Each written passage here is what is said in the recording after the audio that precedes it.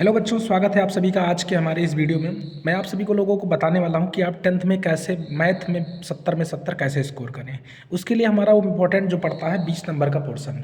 20 number का portion यदि आप सही करते हैं तो आप उसके साइड अग्रसर हो जाएंगे। तो इसलिए मैं आपको वो तरीका, वो फार्मूला बताने वाला हूँ कि 20 नंबर्स के सवाल को कम समय में कैसे हम लोग क्लियर करें। कई बार ऐसा होता है कि हमको सवाल आता रहता है लेकिन टाइम कम पड़ जाता है। तो ये समय बचाने का सबक तो होता है कि जो बहुविकल्पीय प्रश्न होते हैं 20 नंबर के, उन प्रश्नों को हम कैसे जल्दी से हल करें, किस रणनीति से हल करें कि हमारा उत्तर आ जाए। देखो, बहुविकल्पीय प्रश्नों को डायरेक्ट हल करने की जरूरत नहीं होती है, हमें तो सिर्फ क्या करना होता है उससे संबंधित हमको जैसे पता चलेगा हम उस पर टिक लगा के चले जाएंगे। क्यों? क्योंकि हमको लिखकर बिल्कुल भी नहीं दिखाना है। तो इस वीडियो में मैं आप सभी को यही बताने वाला हूँ कि कैसे, कौन सा तरीका लगाएं कि हम मैथ्स में अधिकतम नंबर ला सकें। बहुत से ऐसे बच्चे हैं, आता रहता हुआ क्वेश्चन जल्दबाजी के चक्कर में गड़बड़ कर जाते हैं। तो आज मैं यही बताने वाला हूँ इस वीडियो में कि आपको कैसे प्रश्न को हल करना है और कैसे आपको क्लियर करना है। देखो, अभी हमारे पास जो बुक्स है, इसको मैं कहूँ राजीव गांधी का अनसॉल्व पेपर है। ये राजीव का जो है अनसॉल्व पेपर है, राजीव प्रकाशन का, ठीक है, गणित का है। और इसमें जो हम प्रैक्टिस सेट हल करने वाले हैं, सेट नंबर 1 को हम हल करने वाले हैं। और इसमें मैं आपको बता रहा हूँ कि किस हिसाब से, इसी प्रकार से मैं डेली ऐसे करवाता रहूँगा ताकि भाई अगर हम लोग डेली प्रैक्टिस सेट करते रहेंगे, ये वो प्रैक्टिस सेट नहीं है, इन्हीं आधार पे जो पीछे प्रश्न पूछे गए रहते हैं उसी के आधार पे प्रैक्टिस सेट बनाया जाता है। तो इसी प्रैक्टिस सेट को आज हम लोग क्लियर करने वाले हैं। 20 क्वेश्चन को लगाने वाले हैं कि कौन सा एग्जाम, और आप लोगों को ये जरूर हो पता चलेगा कि कौन से प्रश्न किस बार में कितनी बार रिपीट हो रहे हैं। देखो भाई, ये जो प्रश्न दिए गए हैं इनमें से ज़्यादातर प्रश्न जो होते हैं रिपीटेड होते हैं। हर प्रैक्टिस सेट में ये प्रश्न पूछे गए रहते हैं, तो रिपीटेड क्वेश्चन ज़्यादा मिलते हैं। तो इसीलिए हम लोग चलो शुरू करते हैं, समय को वेस्ट ना करते हुए हम इसको आज शुरू ही करते हैं। देखो भाई, पहला सवाल अपने पास दिया गया है, निम्न में से परिमेय संख्या, अभी आपको दिख रहा होगा इसमें परिमेय संख्या, यहाँ पे आप देख लो, ये सेट नंबर दिया गया है, सेट नंबर 1 2025 का 822 वी, ये हमारा है, पूर्णांक 70 है। आप इसको देख करके आपके पास अगर अनसॉल्व है तो उससे भी मिला सकते हैं। ये आपके राजीव प्रकाशन का अनसॉल्व है। खंड आ में दिया गया है बहुविकल्पीय प्रश्न। बहुविकल्पीय प्रश्न को सॉल्व करते वक्त देखो, यहाँ पे हमें ध्यान देना से पढ़ना जरूरी होता है। क्यों? कभी कभी ये कह देता है योग है योग नहीं है, नहीं वाला प्रॉब्लम गड़बड़ता है, क्योंकि हमको आता रहता है और जल्दी से लगा के भाग जाते हैं। ऐसा बिल्कुल भी नहीं करना है, पेपर में जल्दबाजी बिल्कुल भी नहीं करनी है, बढ़िया से ध्यान से पढ़ना है। अभी कह रहा एक परिमेय संख्या और एक अपरिमेय संख्या का योग क्या होता है। तो दोस्तों, मैं आप लोगों को बताना चाहूँगा, परिमेय संख्या वे होती हैं जिनको हम P/Q के रूप में नहीं लिख सकते, जिन्हें हम P/Q के रूप में नहीं लिख सकते, P/Q के रूप में नहीं लिख सकते, ठीक है। तो ये परिमेय होती हैं। और परिमेय संख्या कैसे, रूट में कुछ संख्या, कोई भी संख्या रूट में लिखी है और उसका वर्गमूल हम नहीं निकाल सकते। कोई भी संख्या अगर रूट में लिखा हुआ है उसका वर्गमूल नहीं निकाल सकते। हमको पता है रूट 9 अगर कहीं मिल रहा है तो ये भाई मैं समझा भी दे रहा हूँ एक तरीके से, रूट 9 अगर मिल रहा है तो इसको हम 3 कर सकते हैं। तो जो ब्रैकेट रूट से बाहर आ जाता है वो परिमेय संख्या होती है। लेकिन 3 का देखा जाए तो वर्गमूल नहीं निकलता, 5 का नहीं निकलता, 7 का। ऐसी संख्याओं में चाहे जितना जोड़ दो चाहे जितना घटा दो, चाहे जितना जोड़ो चाहे जितना घटाओ, परिमेय संख्याओं में चाहे जितना जोड़ो चाहे जितना घटाओ, हमेशा वो अपरिमेय ही रहेगी, ठीक है। एक परिमेय संख्या एक अपरिमेय संख्या का योग, यानी परिमेय संख्याओं के साथ अपरिमेय संख्याओं के साथ चाहे परिमेय को जोड़ोगे चाहे घटाओगे, हमेशा अपरिमेय ही रहेंगे। तो ये आपका आंसर हो गया, जो कि हमने पहले से भी सोल्व कराया।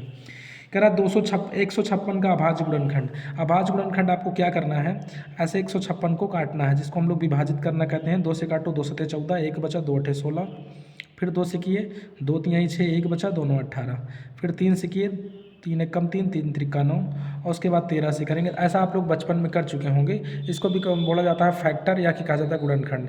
आप बच्चों को अपनी भाषा में क्या बोलते हैं जरूर कमेंट के माध्यम से बताना। ज़्यादातर बच्चों एक बोल देते हैं इसको लासा है, जबकि ऐसा कुछ नहीं है भाई। देखो, यहाँ 2 2 बार है तो हम 2 की घात 2 लिख सकते हैं, 3 एक बार है गुणे 3 लिख लो, और 13 एक बार है गुणे में क्या लिख दो, 13। ये आपका उत्तर सही हो गया, और ये आंसर नंबर है बी वाले में ये दिया गया है। उम्मीद है आपको दिख रहा होगा। उसके बाद तीसरा सवाल कह रहा है, बात करते हैं तीसरे सवाल की। तीसरा सवाल कह रहा है 3x + 5y, और बटे के अंदर दे रहा है हमको 3x - 5y बराबर 7/3। ऐसे सवाल को सॉल्व करने के लिए भाई देखो, मैं इसलिए बता दे रहा हूँ इसको डायरेक्टली ना बता करके, क्योंकि ऐसा सवाल हमारे एग्जाम में भी आ सकता है। कभी भी ऐसा सवाल आए तो याद रखना, जब बराबर होता है इनका दोनों के क्रॉस मल्टीप्लाई होती है। क्या होती है? क्रॉस मल्टीप्लाई, तिर्य गुणा। इसमें 3 से गुणा करो, इसमें 7 से। इसमें 3 से गुणा किए, 3 त्रिका 9x, प्लस में किए 3 पचे 15y, बराबर इनको इधर किए 7 त्रिक 21x, और -7 पचे 35y। एक काम करना है हमको, इनको एक्स को एक साइड कर लो, वाई को एक साइड करना है। क्यों? क्योंकि एक्स वाई अनुपात पूछ रहा है हमसे। एक्स को एक साइड, 9x इधर चला गया तो माइनस में 21x, ये इधर आ गया तो 35y है, और ये इधर आया प्लस में 15 और माइनस में 15y, माइनस में 15y। क्यों? क्योंकि प्लस में इधर आएगा तो माइनस। 9 में से 21 घटाए, 9 में से 21 घटाना है भाई। 21 9 में से 21 10 घटा देते तो 11, यानी कि बचेगा 12x, वो भी किस में? माइनस में। अब 35 में से 15 भाई घटने के लिए दोनों घटने पे हैं तो माइनस कितना हो जाएगा? 50y। अब ये माइनस से माइनस यहीं पे काट दो, इनको काटने जाओगे 6 बार में, इनको काटोगे तो 25 बार में, यानी 6x बराबर 25y, यही आ रहा है।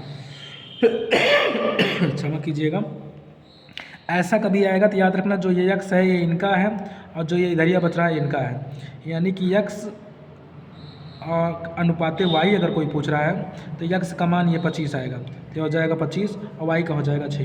जैसे 6x दिया है 25y, तो याद रखना ये y इनका है और x इनका है, ये ज़रूर समझना, ये अनुपात का सवाल है।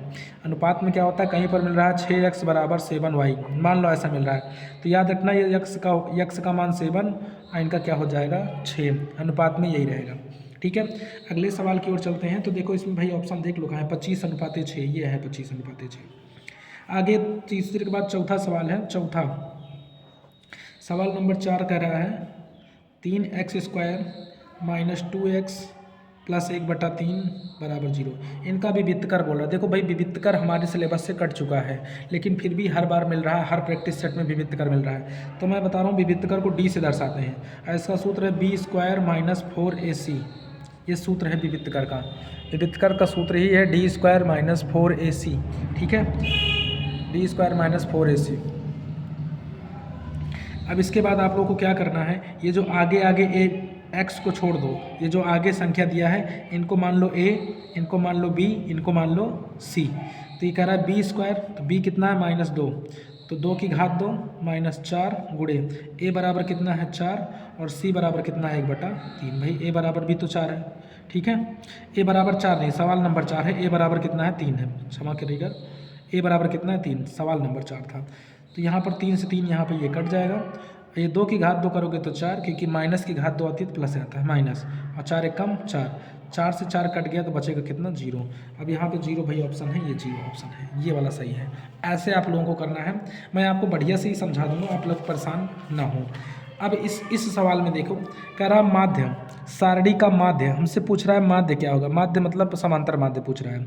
ठीक है, अगर इनका समांतर माध्य ज्ञात करना है हम लोगों को, तो भाई इनमें मध्यमान निकालना होगा। ठीक है, इसको लगाना होगा, हमें मध्यमान निकालना होगा, और मध्यमान निकाल करके ही इसको सवाल को हम लोगों को सॉल्व करना होगा। लेकिन मैं आप लोगों को बताना चाहूँगा, इस सवाल में अगर ये देखा जाए तो ये बीचों बीच वाली ये संख्या 7 आ रही है। क्या आ रही है? 7। तो याद रखना जो ये माध्य होगा 6 से और 8 के बीच में होगा। हम अगर मान लो कभी बाय द वे नहीं आता है तो तुक्का लगाने की कोशिश करें, तो 7 ये 6 से 8 के बीच में ही आएगा। एक बार हम लोग इसको सॉल्व करने की कोशिश करते हैं। सॉल्व कैसे किया जाएगा, हम तुरंत यही किनारे पर बनाते हैं, यही डिब्बा बनाएंगे, इसमें लिख लेंगे 2 से 4, 4 से 6, 6 से 8 और 8 से 10 और 10 से 12। यहाँ इसके बाद बारंबार तक हो गया 2 4 7 3 4। अब इसके बाद इधर एक हमारे पास मध्यमान का ऑप्शन होना चाहिए। देखो ये बारंबारता है और ये वर्ग अंतराल है। हम लोग ज़्यादा इसके डिटेल्स में नहीं घुसेंगे, क्यों? क्योंकि हम लोग विस्तृत उत्तरीय सवाल नहीं लगा रहे हैं, हम लोग बहुविकल्पीय लगा रहे हैं। तो मध्यमान 2 और 4 के बीच में कितना आता है? 3। अब इसमें अंतर कितने का है, तो कहोगे 2 का अंतर है। 2 और 4 कभी भी इनके बीचों बीच का निकालना, दोनों को जोड़कर आधा कर दो। 4 और 2 को जोड़ोगे 6, 6 का आधा कितना आएगा? 3। अब ये जो 2 अंतर है इसी को जोड़ते चलो, 3 2 5, 5 2 7, 7 2 9, 9 2 11, यानी इनके बीच में अंतर यही आएगा जब हम जोड़ते हुए चले जाएंगे। तो इसके जस्ट बाद आपको क्या करना है भाई, इनको इससे गुणा कर देना, f गुणा u निकालना है। 2 3 6, 4 5 6 20, 7 7 49, 49 है। ठीक है, 49, 9 3 27, 11 4 44। अब इसमें सिग्मा एफ यू निकाल लेना, सिग्मा एफ यू। अब यहाँ इसको जोड़ लो भाई, 44 6 कितना हो गया? 50, 50 20 70, 70 5 कितना हो जाएगा? 7 5 12, 120, 120 में एक जोड़ दो, 120 ये हो गया, 126 फिर हो जाएगा 146, कितना रहा है? 146, और बटे में इसको जोड़ लो भाई, 4 3 7, 7 7 14, 14 4 18, तो 20, यानी 20। ठीक है, अब यहाँ पे इसको हम लोग काटे, दशमलव लग गया, जीरो खत्म हो गया। और 2 से काटे, 2 सते 14, 2 सते 14, दशमलव 7.3। ऑप्शन में देख लो 7.3 कहाँ, ये है। मैंने कहा था कि इसका इसी के बीच में आएगा, तो 7.3 अपना उत्तर सही आ रहा है। भाई ये तरीका है। हम और भी बड़े बड़े सवाल बता सकते हैं, लेकिन अभी हम लोग बहुविकल्पीय सवाल लगा रहे हैं, तो हमारी कोशिश ये रहेगी कि हम लोग जल्दी से क्लियर करते हुए चलेंगे। इस सवाल में आपको देखना है भाई कि कह रहा है ABCD में जब ये दोनों रेखाएं समांतर होंगी, जब ये दोनों रेखाएं आपस में समांतर होंगी तो AD/DB, ये आधारभूत समानुपातिकता प्रमेय बोलता है कि अगर ये भुजा बराबर है, कभी भी किसी भी त्रिभुज में कभी भी ऐसे होता है, ये दोनों भुजाएं आपस बराबर होंगी, तो ये वाली बटे ये बटे, अब बताइए इतना बराबर होगा, ये आपस में क्या होगा, बराबर। तो ये ऊपर वाली कितनी है, 1.5 है, और ये कितना है, 3 है। तो ये 1.5 और ये कितना है, 3, इनको बटे में लिख लो, बराबर होगी। ये कितना है, 2 है, तो इनको 2 लिख लो बटे। EC हमको नहीं पता, तो EC छोड़ दो ऐसे, फिर ये गुणा कर दो इसमें, तो 1.5 EC बराबर 2 गुणे 3, इसको इधर भेजो। EC बराबर 2 गुणे 3 बटे 1.5, काट दो, 1.5 से 1.5 दूनी 3, 2 दूनी 4, तो EC बराबर कितना हो गया, 4। और भी तरीका अपने पास है भाई, देखो 1.5 का दुगुना कर रहे हैं ना ये लोग, ये 1.5 का दुगुना कर रहे हैं, 3 आ रहा है, तो हम भी 2 का दुगुना कर देंगे 4, ऐसे भी इसको हम लोग क्लियर कर सकते थे। ठीक है, 1.5 का दुगुना कर रहे हैं। ठीक है, उम्मीद है आप लोगों को दिख रहा होगा, मैं यहाँ थोड़ा सा ऊपर कर देता हूँ। ठीक है, अब ये देखना है आपको, यहाँ 1.5 का दुगुना किए तो 3, और इसका इधर किए तो कितना आ गया, 4 आ गया। इसके बाद आगे सवाल की ओर चलते हैं। अगला सवाल है 6वां और 7वां सवाल हमसे कह रहा है कि बिंदुओं 2 और 3 के बीच की दूरी। भाई दो बिंदुओं के बीच की दूरी, ये हमारा समांतर श्रेणी, क्षमा कीजिएगा, निर्देशांक ज्यामिति का है। दो बिंदुओं के बीच की दूरी का सूत्र होता है रूट के अंदर x1 माइनस x2 का होल स्क्वायर और प्लस y1 माइनस y2 का होल स्क्वायर। ये सूत्र हमको पता होना चाहिए, बहुत इंपॉर्टेंट है, क्योंकि हर प्रैक्टिस सेट में, जितने भी प्रैक्टिस सेट को आप लगा रहे हो, हर प्रैक्टिस सेट में ये सवाल आप लोगों को मिलने वाला है। क्यों? क्योंकि मैं लगवा रहा हूँ, मुझे पूरा तरीके से पता है, ये सूत्र एकदम पता होना चाहिए। अब इसमें भाई इनको क्या है, बिंदु कौन कौन सा है, 2 बिंदु जो दिए गए हैं, उन बिंदुओं को मैं लिख दे रहा हूँ। इनके कह रहा है 2, 3 और क्या कह रहा है 4, 1, ये कह रहा है दोनों बिंदु। इनको आगे वाले को x1 माना जाता है, पीछे वाले को y1, इनको आगे वाले को x2, इनको पीछे वाले को y2। सूत्र मैं एक बार फिर से लिख दे रहा हूँ, क्योंकि सूत्र भाई लिखना हमारे लिए ज़रूरी है, क्योंकि सूत्र ही है, अगर हमको याद है तो सवाल आ जाएगा, और अगर सूत्र याद नहीं है तो भैया कोई भी चांस नहीं है कि हम लोग इससे बच पाएँ, गलत हो ही जाएगा। सूत्र नहीं पता रहेगा। अब तुम पता चल युद्ध लड़ने गए हो और तुमको युद्ध में कला नहीं आती, तो कोई कितना भी भारी बंदूक दे दे, बंदूक चलाने नहीं आता तो क्या होगा, गड़बड़ हो जाएगा। तो अभी इसमें देखो भाई 2, इनको x1 है तो यहाँ पे लिख लो 2 - 4 की घात 2 और प्लस 3 - 1 की घात 2। क्यों? क्योंकि x1 ये है और ये y1 है, x2 है और y2। अब रूट के अंदर 2 में से 4 घटाएंगे तो 2 की घात 2, और इसमें घटाएंगे तो 2 की घात 2। अब इसमें 2 की घात 2 4 और प्लस कितना हो गया 4, तो बराबर उत्तर आ गया रूट में 8। अब ऑप्शन में देखो रूट में 8, रूट में 8 नहीं है, तो देखो भाई रूट 8 को जो है 2 रूट 2 भी लिखा जा सकता है। क्यों? क्योंकि भाई 8 का अगर हम वर्गमूल निकालते हैं तो 4 बार में कटेगा, फिर 2 से काटे तो 2 बार, फिर 2 से कटेगी। इनका जोड़ा बनाए, ये तो बन के बाहर निकला है, लेकिन इनका नहीं बना। तो जिसका जोड़ा बनता है वो बाहर निकल आता है, जिनका नहीं बनता वो बेचारे चद्दर के नीचे फंसे रहते हैं। मैं इसको चद्दर बोलता हूँ। ठीक है, उम्मीद है ये समझ गया होगा आप लोग। और आगे के भी सवाल बता देते हैं। अभी इधर जगह बची हुई है, मैं इसको थोड़ा सा फोल्ड ही कर देता हूँ, यहीं से बता देता हूँ, इतने पे ही बता देता हूँ। भाई जगह तो अभी अपने पास पर्याप्त है ना, हम इसी में अपना सॉल्व कर लेते हैं। आगे कह रहा है निम्न द्विघात समीकरण के मूल बराबर हो तो यम का मान ज्ञात कीजिए। 8वें सवाल में मूल बराबर है कह रहा है। अब इसको थोड़ा सा समझना जरूरी है, नहीं इसीलिए समझा रहा हूँ। मूल बराबर है कह रहा है, एक सूत्र होता है विवित्तकर, मैंने अभी थोड़ी देर पहले इस पर चर्चा की थी। विवित्तकर ये हमारे सिलेबस से कट चुका है, जो नई बुक आ रही है उसमें नहीं है, नई बुक में नहीं है, लेकिन फिर भी ये सवाल बार बार मिल रहा है। विवित्तकर को डी से दर्शाते हैं। तो भाई एक चीज़ और ये समझ लेना, जब ये विवित्तकर का सूत्र होता है b² - 4ac होता है। जब हम इसको सॉल्व करेंगे तो b² - 4ac, यानी जब इसको सॉल्व करने जाओगे, अगर इसका उत्तर 0 बराबर में आएगा 0 तो कह देंगे मूल बराबर। जब उत्तर क्या आएगा 0 तो मूल बराबर, अब अगर मान लो बी स्क्वायर माइनस 4ac लगाएं और उत्तर जो हो गया जीरो से जीरो बड़ा हो गया यानी माइनस में उत्तर आया, तो इसको बोलेंगे मूल बराबर नहीं है या वास्तविक नहीं है। क्या कहा जाएगा? वास्तविक नहीं, वास्तविक नहीं। अगर मान लो बी स्क्वायर माइनस 4ac हम लोग लगाए और ये बड़ा हो गया जीरो से, तो कहेंगे वास्तविक है। ये 3 कंडीशन आपको पता होना चाहिए। यकीन मान लो 1 नंबर का काम करेगा ये, 1 नंबर के लिए है ये पर्याप्त। ये आपको तीनों कंडीशन पता होनी चाहिए।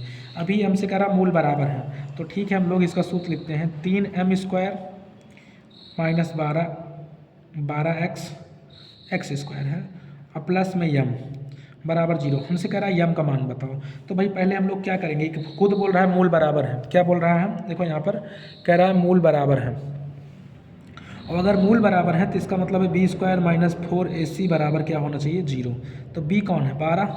भाई ये इसको a मानना है, इसको b मानना है, इसको c मानना है।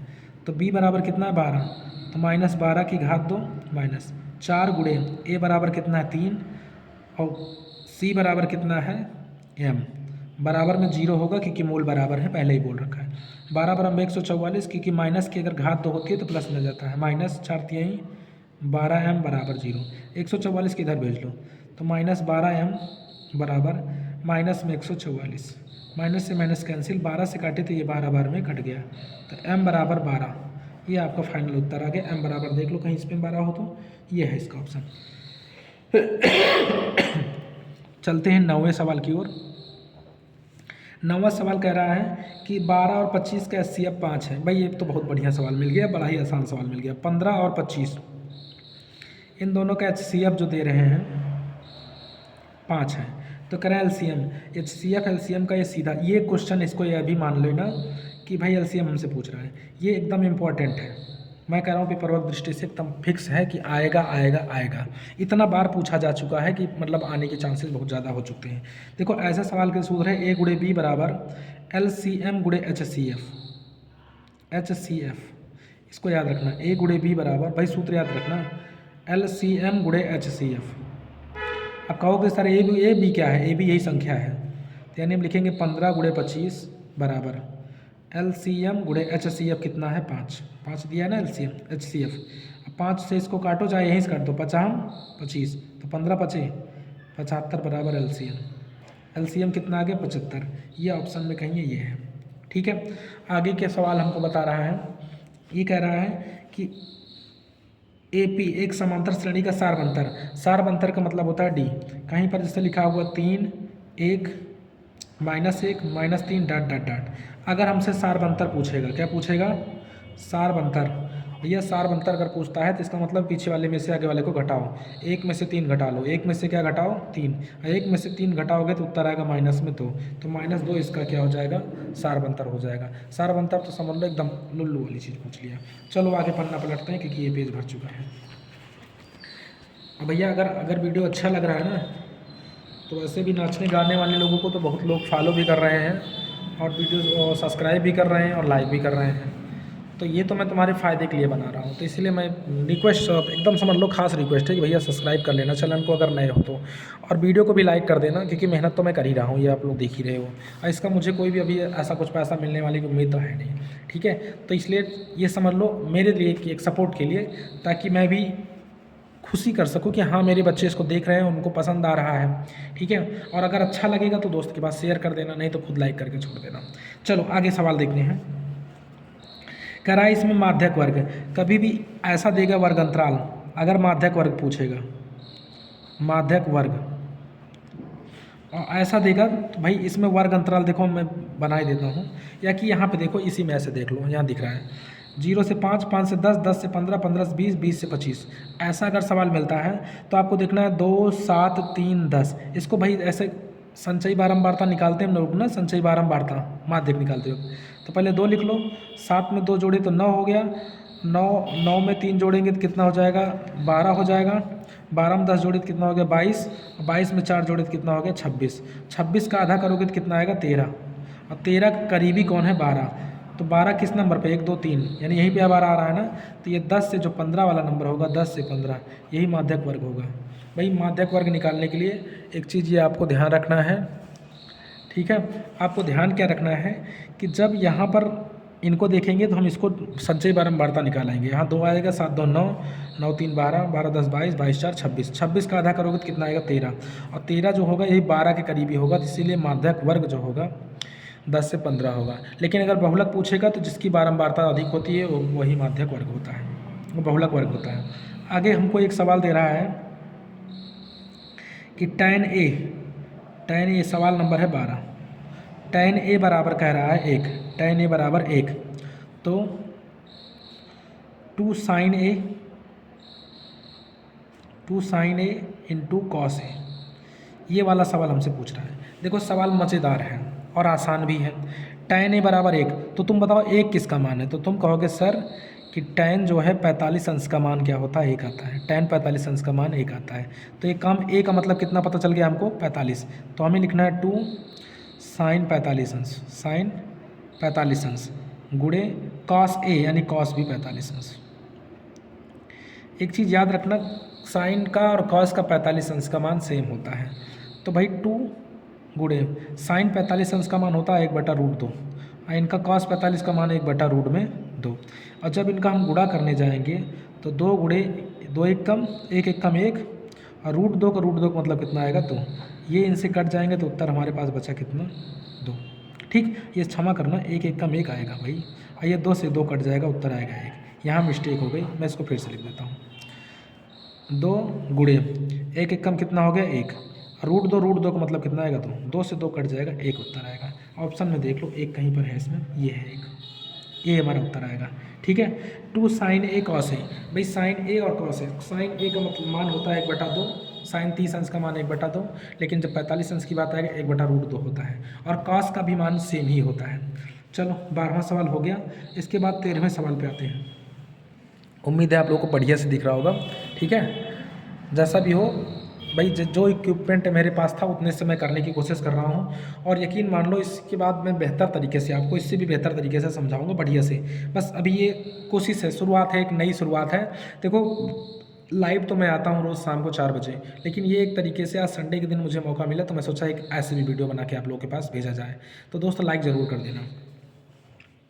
13वां सवाल है, एक वृत्त जो है केंद्र से 25 सेंटीमीटर दूरी पर है।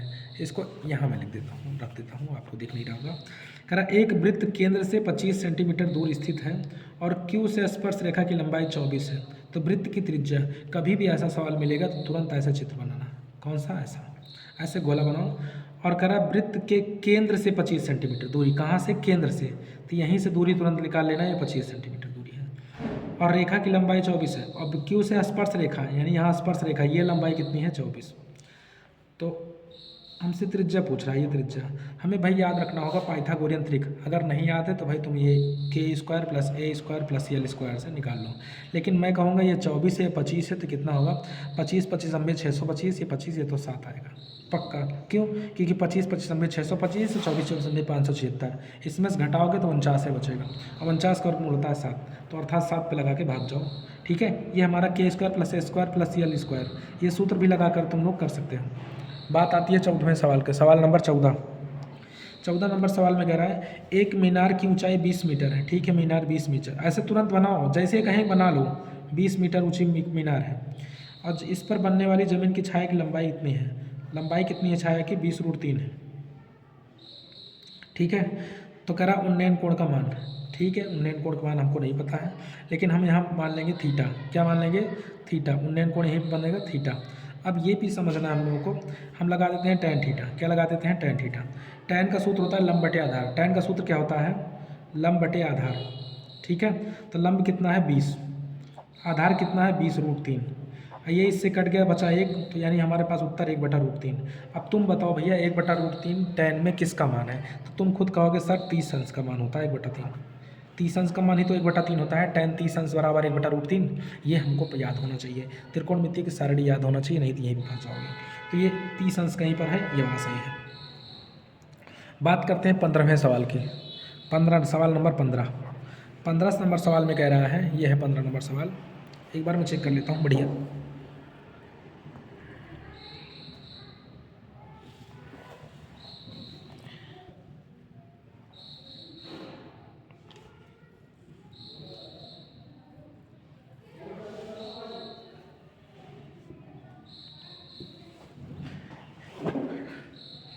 ठीक है, 15 नंबर सवाल को हम लोग देख लेते हैं। 14 सेंटीमीटर त्रिज्या के एक वृत्त का वृत्त 14 सेंटीमीटर त्रिज्या के एक वृत्त का एक चाप उसके केंद्र पर 30 अंश का कोण अंतरित करता है। देखो कोई 14 सेंटीमीटर त्रिज्या वाली एक वृत्त है, कितने सेंटीमीटर? 14 सेंटीमीटर त्रिज्या है और उसके केंद्र पर 30 अंश का कोण अंतरित करता है। कितने अंश का? 30 अंश का। तो ठीक है भाई, ऐसे हम कर देते हैं, ये 14 सेंटीमीटर हो गई और 30 अंश का कोण बना रहा है।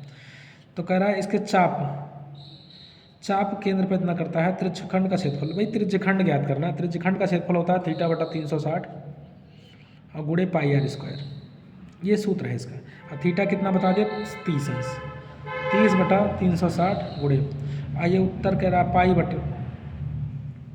पाई का मान 22/7 और गुणे आर बराबर हमको कितना बोल रहा है? आर बराबर हमको ऑलरेडी बता रहा है भाई कितना है? 14 सेंटीमीटर। तो 14 गुणे 14, बड़ा ही आसान सवाल है, ठीक है, क्योंकि क्षेत्रफल पूछ रहा है। देखो 7 से काटो 7 दूनी 14, 0 से 0, इसको काट दिए तो हमारा 0 खत्म हो गया, 12 बार में कटा। अब इसको काटे तो हमारा ये बचा यहाँ पर 6, फिर इसको काट रहे हैं हम लोग, यहाँ बचेगा 7 और यहाँ बचेगा कितना? 3। तो 22 सत्ते होता है 154 बटे में 3, ये हमारा उत्तर बच रहा है 154 बटे में 3। लेकिन ऑप्शन में ये ना मिलने के कारण ये गड़बड़ दिख रहा है हमको। एक बार फिर से हम लोग इसको लगाते हैं बढ़िया तरीके से, ठीक है। इसमें क्या मिस्टेक हुई हम लोग इसको देखते हैं। कह रहा त्रिज्या कितनी है भाई, इसको वृत्त बनाते हैं।